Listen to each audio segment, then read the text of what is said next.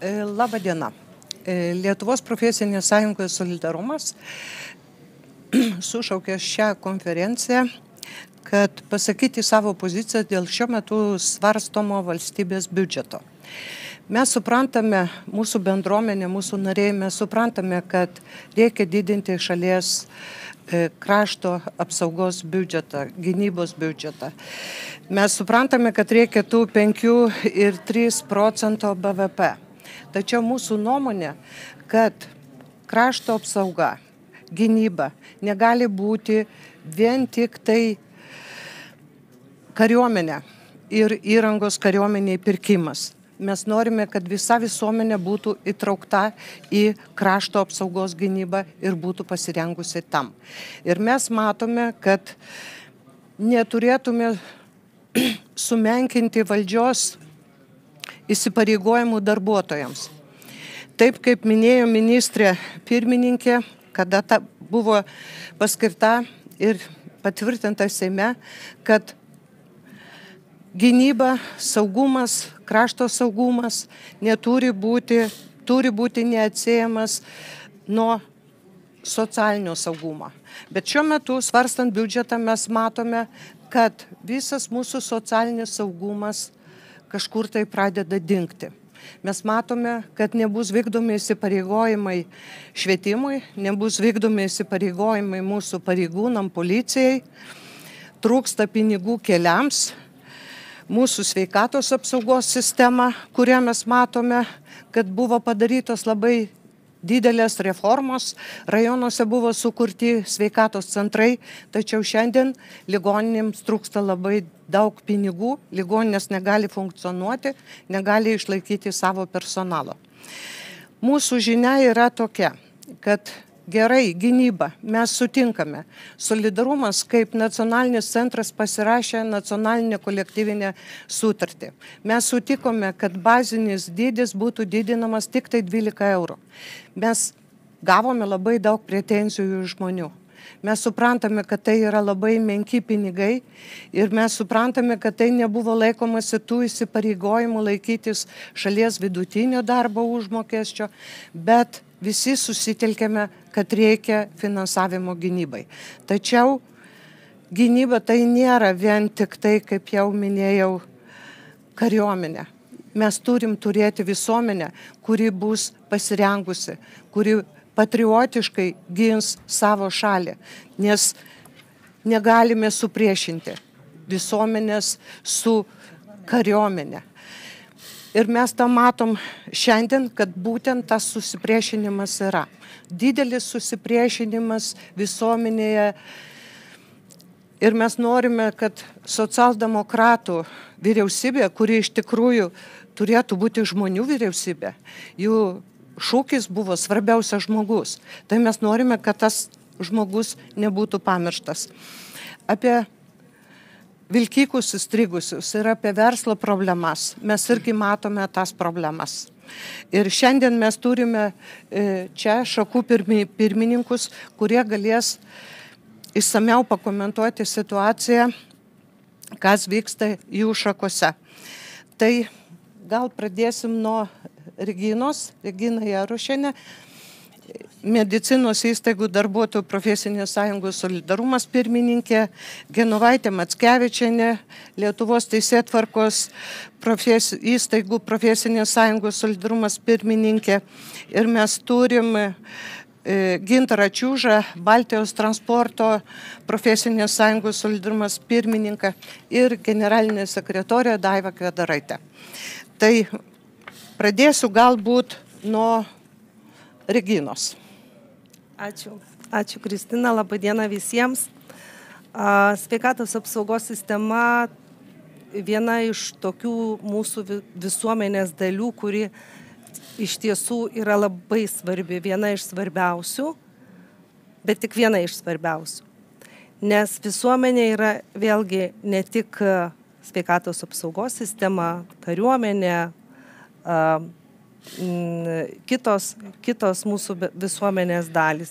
Bet esam kaip medicinos sistemos dalis, esam labai svarbus. Ir iš tikrųjų šiuo metu turime tikrai daug problemų sveikatos sistemoje. Kaip gerbiama Kristina minėjo, buvo įvykdytos kelios, 6 sveikatos sistemos reformos. Ir kągi mes turime? Mes pirmiausia turime tai, kad kiekviena nauja valdžia atėjusi vis bando padaryti kažką naujo. Nėra tęstinumo ir tai medikų bendruomenėje kelia sąmyšį ir netikrumo jausmą. Po šitų reformų turime regioninių ligoninių problemą, kai yra nesuderinti pacientų srautai, dėl ko regioninės ligoninės nukenčia, nes be abejo, kiekvienas nori važiuoti į tą didelį centrą ir gydytis ten. Tokiu būdu yra nuvagiami pacientai iš šitų regioninių ligoninių, regioninės ligoninės negauna finansavimo, tuo pačiu jos silpsta. Iš kitos pusės regioninės ligoninės turi užtikrinti tai savo licenciją, savo veiklos licenciją iš vienos pusės, iš kitos pusės regioninės ligoninės privalo užtikrinti specialistų buvimą toje ligoninėje. Ir tokiu atveju atsiranda ypač regionuose disonansas, nes specialistas yra brangus, nėra per visą Lietuvą bendros atlyginimų skaičiavimo tvarkos. Kiekvienos įstaigos vadovas turi teisę nusistatyti tokią atlyginimų skaičiavimo tvarką, kokia jam atrodo geriausia, ir gauname disonansą. Gydytojas specialistas yra labai brangus, o slaugytojos, kurios gyvena ten, kurios ilgą laikotarpį jau gyvena ten, kurios turi ten šeimas, netgi, sakykime, savo ūkius, jos pasidaro tokie specialistai, kurie yra nelabai brangus, netgi, sakyčiau, pigus, ir turime didelę problemą, kad tos slaugytojos yra skriaudžiamos. Lygiai taip pat su slaugytojų padėjėjomis. Jos aplamai yra, kadangi dažniausiai įstaigų vadovai turi atlyginimų formulėje pagrindinę dalį, o kintamąją dalį padaro tik 1 eurą, tai šitie žmonės, kurie vis dėlto yra specialistai, jie yra praėję mokymus, gauna tik 1 eurų didesnį atlyginimų negu minimali mėnesinė alga. Ir tai yra problema, nes šitie specialistai, tiek slaugytojos, tiek slaugytojų padėjėjai, jie turi didžiulį krūvį šitoje sistemoje. Ir štai turime šitoje sistemoje tokį disonansą, dėl ko regioninių įstaigų biudžetą 80% sudaro atlyginimai. Ką gali įstaiga padaryti iš tų likusių 20%, kai reikia susimokėti už elektrą, už šildymą, kažką naujinti ir kažką daryti. Todėl Lietuvoje reikėtų tvarkyti šitą sistemą, reikėtų reguliuoti srautus, reikėtų padaryti taip, kad mūsų vis dėlto bet kur atvažiavęs specialistas daugmaž žinotų, koks yra atlyginimas, kad tų atlyginimų skirtumai nebūtų tokie didžiuliai ir grandioziniai. Ir norėčiau dar pabaigai pasakyti, kad pajėgi ir pasiruošusi visuomenė yra ne tik kariuomenė. Tai yra mes visi kartu. Prisiminkime COVID-19 laikus. Ne vieni medikai dirbo. Dirbo visi, kas tik tai galėjo prisidėti. Ir netgi tie, kurie negalėjo prisidėti. Todėl visa apimantis atsparumo modelis valstybėje yra ne tik gynyba, o tai yra visuomenė. Ačiū. Ačiū, Regina. Kaip tik Regina kalba apie vidinį saugumą, kad mes jaustumėsi saugiai. Bet vidinis saugumas, kaip parodė ir situacija Ukrainoje, kada žmonės turi problemus, sugriautus namus, kas atėjo pirmas į pagalbą? Pirmieji į pagalbą atėjo policininkai, atėjo gaisrininkai. Tai mes Lietuvoje pamirštam šito žmonės. Pamirštam, ką reiškia gyventi nesaugioj bendruomeniai. Jeigu mes neturėsim policininkų, tai aš šiandien keliu klausimą. Jeigu Lietuvoje yra virš 200 000 emigrantų, kurių mes nepažįstame jų mentaliteto, nežinome jų tradicijų, ir jeigu kils kokie nors neramumai, tai šiandien mes iš ko sulauksim pagalbos. Tai aš noriu būtent paklausti, kad Genovaitė Mackevičienė pakomentuotų išsameu problemą dėl vidaus tarnybos, dėl pareigūnų, kokia situacija yra susikloščiusi pas jūs. Ačiū, Kristina. Labadiena visiems.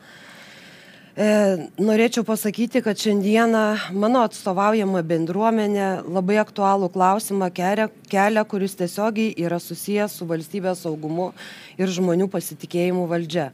Mes norime aiškiai pasakyti, kad vidaus saugumas yra toks pats prioritetas kaip ir krašto gynyba.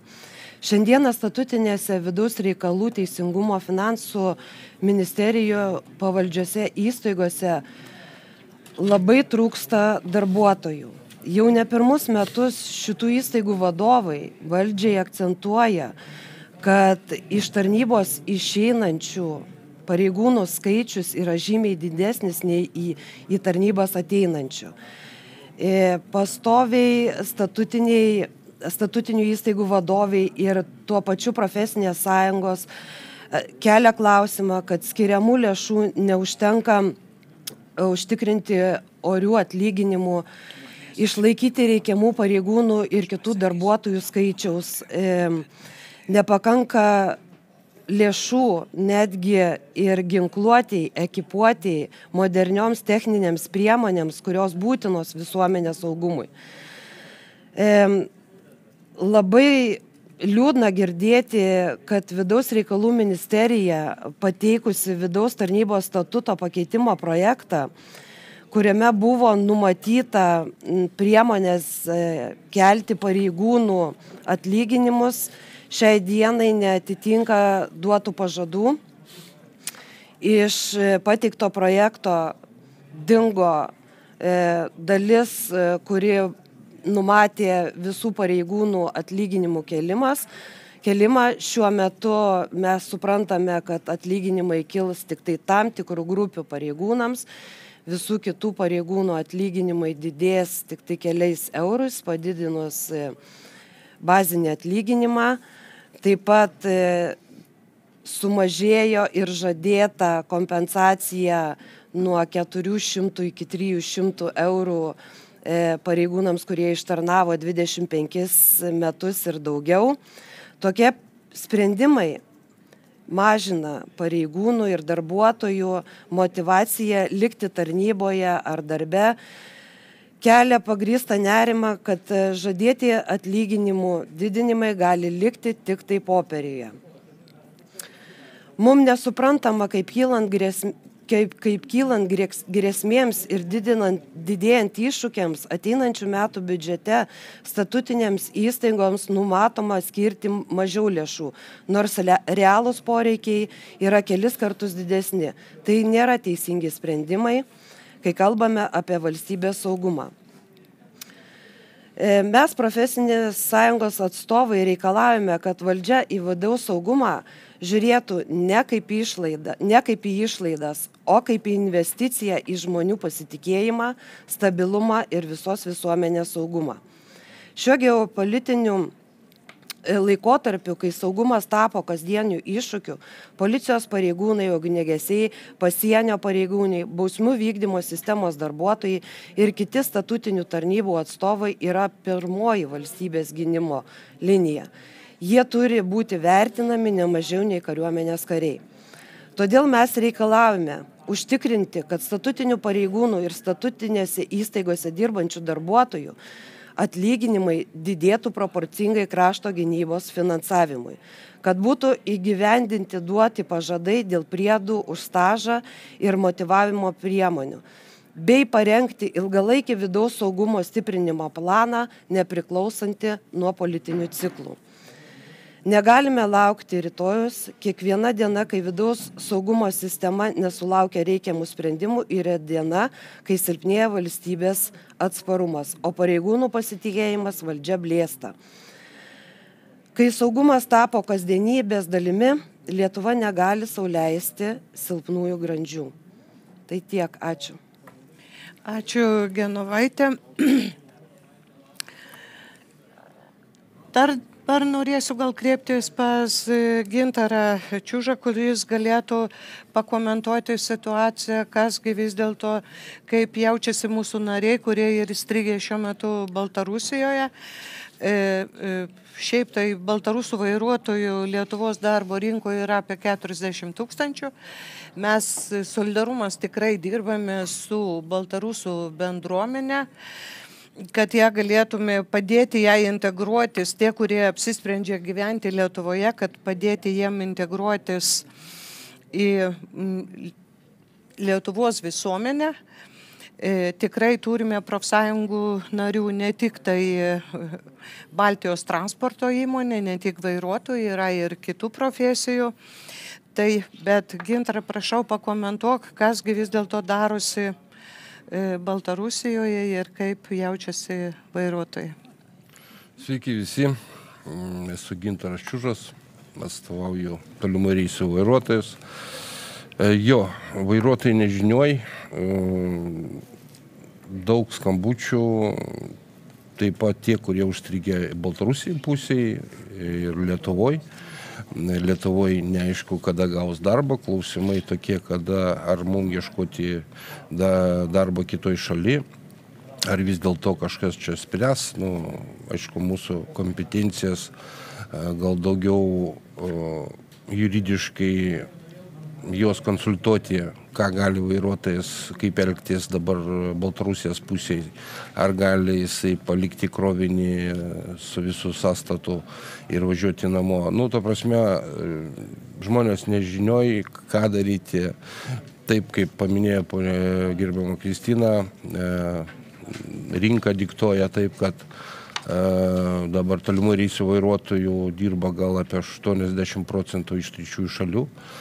Taip pat mūsų šūkis visada buvo ginti profesijai žmonės, kurie dirba, ne tautybės, o tie, kurie dirba šitą darbą, šitoj profesijai. Tai jo, parašėme laišką į Susisiekimo ministeriją, kaip vykdyti, ką daryti. Dabar girdžiu jau atsakymus vairuotojai skambina, kad liktai jie dabar surinko jos mokomose aikštutėse, kaip ir yra dušas, kaip ir yra kur pavalgyti. Kai kurie nusprendė vis dėlto važiuoti namo kažkokiais keliais. Yra tų, kurie, kaip pasikartosiu, nežino, kaip elgtis su kroviniu, kadangi jisai priėmęs ir kas bus jam Lietuvoje. Šiaip daug yra klausimų, dirbam, kreipiam dėmesį, atsakinėjame klausimus, kadangi patys dar nežinom, kaip toliau bus ir norim padėti savo nariams, kad jie būtų saugus. Ačiū. Gerai. Ačiū, Gintarai. Iš tikrųjų, mes kreipiamės ir į darbo inspekciją dėl pagalbos, kad galėtų konsultuoti vairuotojus, nes vairuotojai turi tam tikros ir materialinės atsakomybės. Ir kontaktuojam su verslu, su darbdavių organizacijom, kažkaip tai bandom bendromis jėgomis spręsti šios klausimus, kontaktuojam su vyriausybė, taip pat su ministrė pirmininkė, apie jūsų klausimą buvo praneštas susitikimo metu. Tai laukiam tokių politinių sprendimų, nes tai yra politiniai sprendimai, kokie bus mūsų santykiai su Baltarusija. Taip pat dar norėčiau paminėti, šiuo metu neturime čia profesinės sąjungos atstovo dėl kelių priežiūros, tačiau mus labai neramina valstybinė įmonė, kuri yra kelių priežiūra, kurios akcininkas yra valstybė, kuri buvo tikrai reorganizuojama, buvo padaryta didelė reforma, kada regionų kelių priežiūros įstaigos buvo sujungtos į vieną didžiulę įstaigą, buvo atleista labai daug darbuotojų, tačiau atlyginimai pagrindinių darbuotojų, vairuotojų, kurie dirba keliuose, iš tikrųjų labai kilo nežymiai ir šiandien kelininko atlyginimas yra palyginus su Lietuvos vidurkiu labai žemas. Kai kurie kelininkai gauna po 800, po 900 eurų į rankas ir tai iš tikrųjų labai mažas atlyginimas, o kelininko darbas iš tikrųjų yra sunkus, nes tai reikia dirbti. Jeigu mes galim pasislėpti nuo lietaus ir sniego, tai kelininkas kaip tik dirba keliuose, kada reikia valyti kelius ar tvarkyti kelius. Mes iš tikrųjų džiaugiamės, kad čia kūriamas ilgalaikis kelių finansavimo fondas, bet iš kitos pusės norime atkreipti dėmesį į tos viešosius pirkimus, kurie yra daromi aplink visada, kada remontuojamas tam tikras kelio ruožas ar tiltas.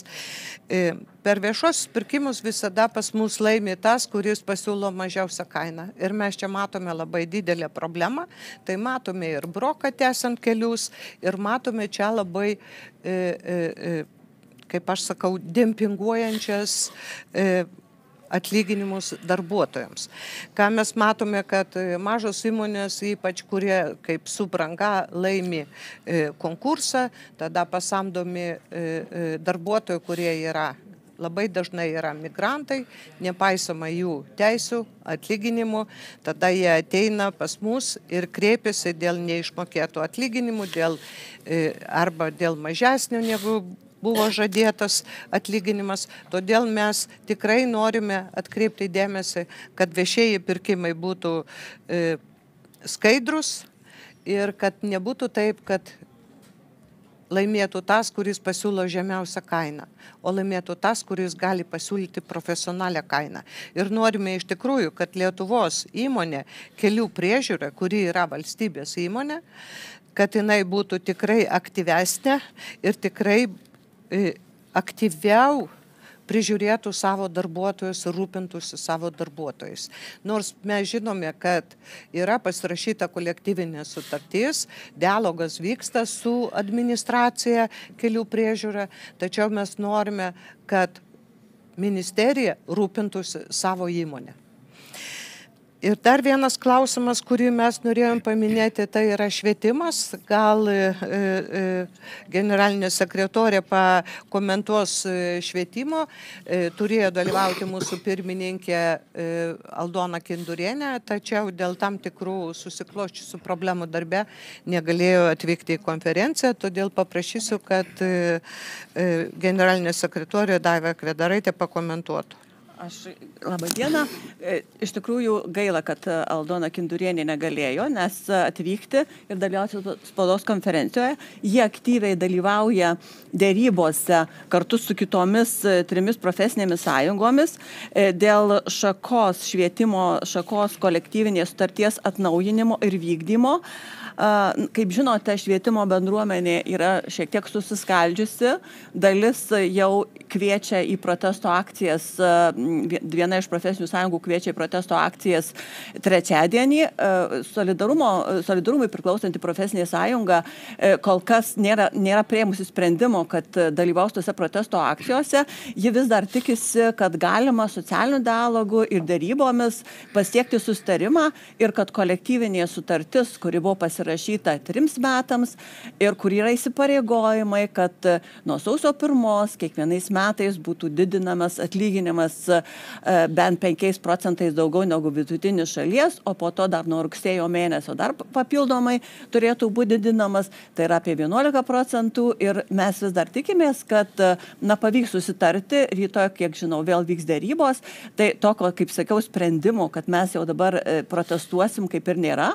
Ir iš tikrųjų solidarumas, jis pasirengęs, kaip ir pirmininkė sakė, dėryboms. Mes neturim sprendimo kol kas eiti į gatves ir protestuoti, nors Europos profesinių sąjungų konfederacija klausė ir mes pildėme klausimyną visai neseniai, ar mes esam pasiruošę su kitomis Europos šalimis būti bendroje akcijoje, protesto akcijoje Briuselyje.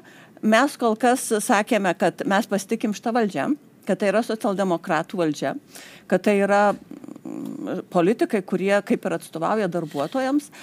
Ir todėl mes tikimės tikrai gerų derybų ir tikimės, kad nebus pamirštas žmogus ir nebus pamirštas taikos projektas. Kai ruošiamės karui, reikia galvoti apie taiką. Žmonės nori gyventi taikoje, nori dirbti, nori dialogo, nori bendruomeniškumo. Dėkui. Dėkui, Daivutė, labai gražiai. Čia lyg ir tiktų mūsų jau konferencijos pabaigai, bet aš tiesiog noriu dar kartą kreiptis ir į mūsų bendruomenę, ir į žurnalistus, ir į mūsų ministrę pirmininkę, kad negali būti krašto apsaugos be socialinės gerovės. Mes visi turim susitelkti ir neturime pamiršti kiekvieno žmogaus, kuris prisideda prie šito saugumo, nors jis yra nematomas, bet jis prie šito saugumo prisideda. Saugumą mes kūrėme visi kartu ir todėl norime ir kreiptis į Seimą, kad svarstant biudžetą vis dėlto nebūtų pamiršta švietimas, sveikatos apsauga, vidaus tarnyba, kelių priežiūra, nes negalėsim vieni išvažiuoti, kai reikės bėgti tą, ką parodė ir Ukrainoje problemos, tai mes labai daug pasimokėm, mes tikrai turime labai gerus ryšius su profesinėmis sąjungomis iš Ukrainos ir labai daug mokomės ir matom, kokį darbą didelį daro profesinės sąjungos Ukrainoje, todėl mes iš tikrųjų norime, kad nebūtume išstumti iš tų visų klausimų sprendimo ir iš civilinės gynybos, ir iš pagalbos, bet ir iš savo struktūrų visų stiprinimo. Ir profesinės sąjungos solidarumas iš tikrųjų turi pasiūlymų, kad mes turime pasižiūrėti ir į savo vidinius resursus. Taip, turime tam tikros galimybės, kad taupimas ne tik tai paprastų žmonių, tų mažų slaugytojų ar mokytojų padėjėjų ar to kelininko sąskaita būtų, bet mes galim pasižiūrėti, kur mes galime sutaupyti, nes iš tikrųjų mes turime žinių ir iš savo žmonių gauname, kiek išpūsti yra tam tikri etatai, kurie darbinami partiečiai, giminės, tai gal reikėtų peržiūrėti. Vadovų atlyginimai kartais skiriasi nuo darbuotojų 10-20 kartų, tai gal reikėtų pasižiūrėti. Ypač mes nekalbam apie privatų verslą, kiek privatus verslas gali mokėti savo darbuotojams ar vadovo atlyginimą, bet mes kalbame apie valstybinės įmonės, kur kartais vadovo valstybinės įmonės atlyginimas yra 3 kartus didesnis negu ministro pirmininko. Ir taip pat mes ir kreipsimės galbūt ir į pačius Seimo narius, nes pavyzdžiui, mane asmeniškai, kad Seimo parlamentariniam išlaidom 1834 eurai, tai yra geras atlyginimas darbuotojo, kuris turi būti labai kvalifikuotas, o tiesiog taupyti išlaidas turi visi. Ne tik tai, kad darbuotojam pridėti atlyginimą 10-5 eurus, o savo išlaidų nemažinti. Tai mūsų yra tokia žinia šiandien spaudos konferencijoje. Taip, sveiki. Vilius Narkūnas, naujienų agentūra ELTA. Tai dabar, kadangi tas klausimas dėl gynybos finansavimo, jisai iš esmės yra labai jautrus ir toks yra iš esmės nepatogus. Tai jūs kalbate apie išlaidų taupimą kaip į vieną iš būdų galbūt peržiūrėti ir skirti tuos pinigus vidaus saugumui, bet ar implikuojate ir tai, kad dabar numatytas 5,38% nuo BVP turėtų šiek tiek irgi būti pats peržiūrėtas ir sumažintas, sakykime, iki 5%, o tie likę 0,38% būtų skirti vidaus saugumui ar keliams, kur beje yra parlamentarų grupė parlamentarų užregistravo tokį siūlymą. Kaip jūs matote tą klausimą, būtent apie tuos procentus kalbant? Žinot, mums yra labai sunku, mes nesame ekspertai krašto apsaugos. Bet mes tikrai girdime, ką ir pasakė ministrė pirmininkė. Jinai pasakė, kad krašto apsauga negali būti vien ta prasme, kur kariuomenė, bet mes turim matyti dar šalia infrastruktūrą. Apie tai kalbėjom. Jeigu bus tankai, tai kokiais keliais važiuos. Jeigu kažkokią karinę techniką atvežti, tai tam reikalingi keliai. Mes šiandien turim investuoti į geležinkelį, nes mes turim padaryti tą geležinkelį, jau seniai kalbam, tas vadinamas geležinkelio koridorius, kuris eina iš Suomijos iki Lisabonos. Ir čia turime problemų. Tai mes kalbam apie žaliasias visokias technologijas, elektrobusus, bet tie elektrobusai mums savivaldybės, kurios yra pasienyje su Lenkija ir kur turi žvyrkelius, jie sakė, mūsų elektrobusai nevažiuos ten, nes tas kelias tam elektrobusui netinkamas. Tai va, čia visos tos problemos mes turim matyti kartu. Ir mes tikrai turim matyti tą pačią policiją ir gaisrininkus. Nes mes nežinom, jeigu prasidės tam tikrai neramumai, mes nežinom, kas bus mūsų šalyje. Nes aš pasakiau, mes turime labai daug migrantų, mes nežinom, kokia bus jų reakcija.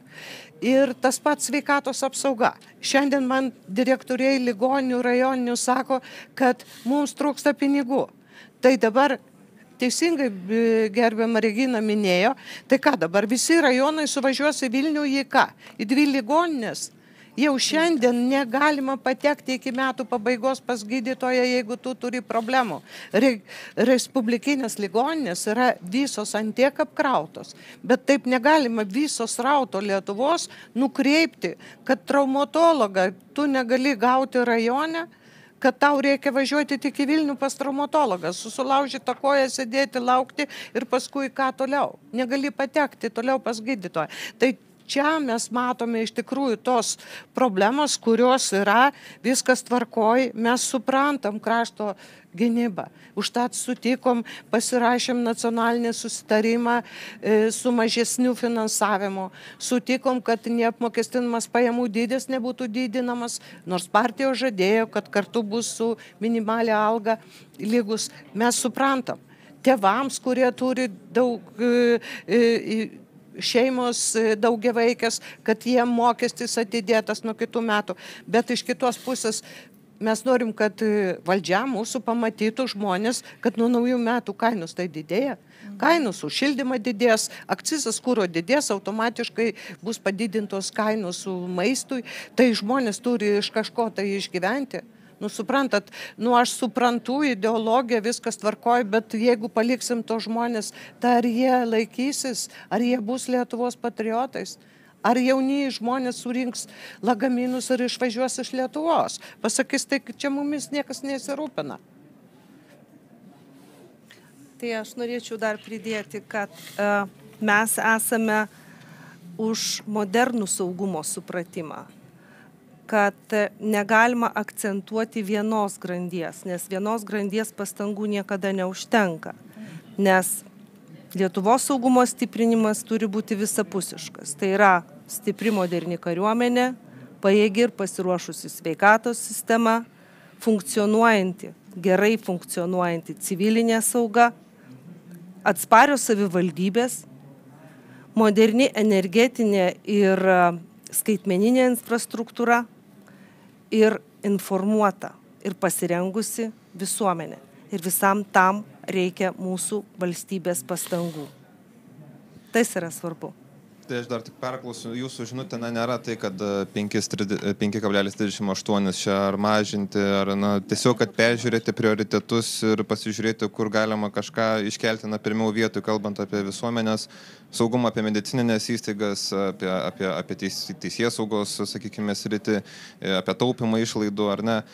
Ar dar matytumėte, nes vis tiek, jeigu kažkaip ir skirti kažkam tai finansavimą, iš kažko turbūt reikėtų ir atimti, tie pinigai iš oro neatsiras. Jūsų manymu, ar yra kažkokių sričių, kur galbūt šiuo momentu galima paaukoti ir ateityje persižiūrėti, bet iš kažko vienu žodžiu paimti, čia taip, jeigu grubiai taip tariant, ir skirti tiem dalykam, kuriuos jūs akcentuojate šiuo metu? Žinot, aš nesu finansų ministras. Ir aš manau, kad ministrė pirmininkė turi savo komandą. Turi savo komandą, kuri yra visų šitų sričių ekspertai. Ir jie geriau mato biudžetą, jie geriau mato pajamas ir dabar įvykdžius būtent reformą, mokesčių reformą, kiek padaugės mokesčių. Ir aš manau, kad jie turi surasti pasiūlymą. Bet mes matome, mes pasakėme, kad galbūt projektai visokie yra. Ir, žinot, mes gaunam tokių signalų, kad, pavyzdžiui, įstaigos turi tam tikrų pinigų ir metų pabaigoje tos pinigus nori išleisti. Tiesiog paleidžia, perka ten kažkokius savo arbatinukus ar dar ką nors. Tai galbūt reikėtų, bet čia yra tokios smulkmenos, bet reikėtų pasižiūrėti į tą mūsų valstybės valdymą. Gal reikėtų atsakingiau pasižiūrėti, kokie yra projektai, kiek įstaigų yra visokių įkurtų ir kokie finansavimai ten yra. Ir mes kalbam apie tai, kad mūsų žmonės mato tų išpūstus tus atlyginimus, tam tikras struktūras sukurtas, kur įdarbinti etatai, nes reikalinga įdarbinti savo šeimos narius ar partiečius ar taip toliau. Tai pasižiūrėkim, žinot, viena ministerija turi, aš nežinau, ten po kiek darbuotojų. Mes tiek neturim, solidarumas darbuotojų, bet mes matome tas problemas, su kuriuom susiduria žmonės ir mūsų tikslas jiem pranešti. Ir manom, kad šitam kontekste vis dėlto pritruko diskusijos su ta visuomenė. Mes turim trišalę tarybą, bet ten tokiom diskusijom apie biudžeto klausimus, pavyzdžiui, nebuvo diskusijos. Ir jeigu būtų daugiau diskusijos, tai aš manau, kad ir sprendimų būtų. Tokio Šveicarijoje jau būtų referendumas dėl tų procentų, ar tai 5, ar tai 5,3, ar tai 4, kaip buvo žadėta. Bet kažkoks vyksta politikavimas. Ir mes tame, suprantat, mes pamesti, mes kaip socialiniai partneriai, mes pasimetę šitam politikavime ir mes jums atnešam žinią, kad mes kol kas neinam į gatves, bet mes norim supratimo ir norim, kad mus pamatytų ir suprastų. Mes norim diskusijos ir norim, kad politikai pamatytų socialinius partnerius ir juos išgirstų. Ir pagaliau prasidėtų diskusija apie tai, kas yra saugumas Lietuvos žmonių. Kas tai yra saugumas, ko mes iš tikrųjų norim ir ko reikia. Mes nesuprantam mūsų užsienio politikos, mes tikrai nebesuprantam kai kurių politinių sprendimų. Gal tiesiog mums trūksta informacijos, bet pirmiausia, mums trūksta diskusijos atviros su mumis kaip su socialiniais partneriais. Jo, ir paskutinis klausimas tada, tai vat ir paminėjote, kad pritrūko tos diskusijos su valdžia, ar ne? Taip. Tai dabar tai, ką jūs komunikuojate, ką jūs sakote, išdėstėte tos argumentus ir paminėjote ir Ukrainos pavyzdį, kas iš esmės vidinis saugumas irgi ne ką mažiau svarbus. Ar valdžia girdi jūs šiuo metu, jūs jiems išdėstote tos argumentus, bet ar gaunate signalų, kad jie, sako, mes suprantame, pasižiūrėsime, ar yra tiesiog kaip, susidūrimas, kaip, sakykime, kalbėjimasis su siena, jeigu irgi, dar kartą grubiai tariant. Žinot, iš tikrųjų replikuokit. Jeigu iš mano sferos, tai žiūrėkit, žinoma, kad matomai turbūt, kad girdi, nes nebereikalo vidaus reikalų ministras su papkutė bėgioja per Seimo narius, pas Seimo pirmininką ir ieško tų lėšų, bet aš noriu atkreipti dėmesį, kad tai yra ne pirmi metai ir tai daroma visada. Kai tik tai biudžetas papuola svarstyti Seimui, taip atsiranda tos silpnos grandis, kurios bėgioja prašančiųjų rolėje. Ir mes galbūt jau, jeigu mano atstovaujama bendruomenė, tai aš galiu pasakyti, kad jokiais pažadais netiki. Viltį turi, tačiau pažadais tai jau nebetikim. Nes aš esu tas pavyzdys asmeninis pareigūnas su 30 metų stažu išėjęs į pensiją ir aš galiu pasakyti, kad visus 30 metų aš gyvenau pažadais. Žinoma, kai kurie pažadai gal ir buvo ištesėti ir pati, aš dirbusi policijoje, tai ir pati policija patobulėjo ir tikrai buvo tų investicijų, bet visą laiką buvo žadami orus atlyginimai, žadami priemokos, žadami priedai ir taip viskas lieka popierėje arba žodžiuose. Ir aš galbūt paskutinį jau sakinį. Žinot, kad mums toks įspūdis iš šono susidaro, kad valdžiai tai nėra kada kalbėti su žmonėmis. Jūs matot, kultūros bendruomenė sukilo, tada kažkas su jais pradėjo kalbėti. Bet mes laukiame to ir tikimės, bet kada jie pasibaigs tarpusavio kalbėti. Nes jie antiek užsiėmė vieni kitais tarpusavio, kad jie daugiau nieko nemato. Nes jie kiekvieną kartą, ką pasakė Žemaitaitis, ką pasakė dar kažkas. Jie komentuoja tik aplinką, ką jie vienas ant kito pasako. Tarpusavio. Ir mums jau šitos visos intrigos ir tie jų žaidimai, tie visokie, tai vienas ministras toks, tai kitas netoks, suprantat, nėra kada apkalbėti apie problemas. Jie tiesiog pamiršo, dėl ko atėjom šiandien. Jau baikit jūs vieną kartą ten tarpusavio, koks ministras ką. Pradėkit jau jūs matykit žmonių problemas, nes reikės dabar priimti biudžetą ir mes matom, kur tas biudžetas linksta. Kas labai stiprus, kas gali padaryti spaudimą, tai tas tą biudžetą ir gauna. O kas sėdi rajone, ligoninėje slaugytoje, kuri prižiūri žmonės, arba tie žmonės, kurie dabar neįgaliuosius turi namuose, jiems sakė, sumažėjo finansavimas, neateis slaugytoja. Tie žmonės tiesiog nėra kada, niekas jų nemato ir negirdi. Tai mes norime, kad valdžia galų gale atsisuktų į žmonės, pradėtų kalbėti apie jų problemas, o nekalbėtų apie jų tarpusavio intrigas, kokias jie nuolat rezga, nes kiekvieną kartą mes jau tą matome. Iš tikrųjų jau tas viskas nusibodo. Ačiū. Ačiū. Ačiū. Ačiū visiems. Dėkui.